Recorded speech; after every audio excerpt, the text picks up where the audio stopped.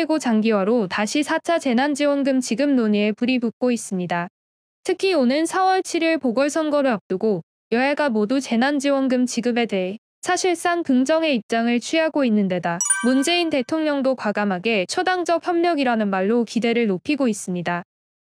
다만 문제는 예산입니다. 홍남기 경제부 총리 겸 기획재정부 장관은 지난 5일 국회 대정부 질문에서 국가 채무가 늘어나는 속도, 재정 적자 문제, 국가신용 등급 문제도 고려하지 않을 수 없다며 반대 의사를 명확히 하기도 했습니다.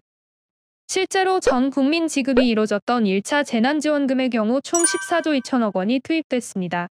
여기다 선별 지급이 이뤄진 2차, 3차 재난지원금으로도 각각 8에서 9조 원이 지급된 바 있습니다. 단순히 계산해도 20조 원이 훌쩍 뛰어넘는 금액입니다. 이를 감안하면 4차 지원금 규모는 여당의 주장대로 보편 지급이 함께 이뤄질 경우 많게는 30조 원에 달할 것으로 추정됩니다. 이 경우 대규모 국채 발생은 불가피해 국가 채무가 1,000조 원대에 육박할 것으로 보입니다. 홍 부총리의 반대도 이해가 가는 대목인데요. 그러나 최근 홍 부총리도 한 발 물러섰습니다.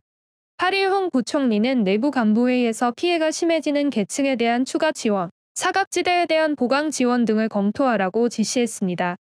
사실상 선별 지급 방식으로 4차 재난지원금 설계를 시작하라는 지시를 내린 셈으로 당정이 어느 정도 시각차를 좁힌 것으로 보입니다. 이 같은 입장 변화는 최근 문 대통령이 여당과 재정당국의 갈등이 불거지자 정부는 재정이 감당할 수 있는 범위 안에서 과감하게 극복 방안을 강구하라고 지시한 데 따른 것으로 보입니다.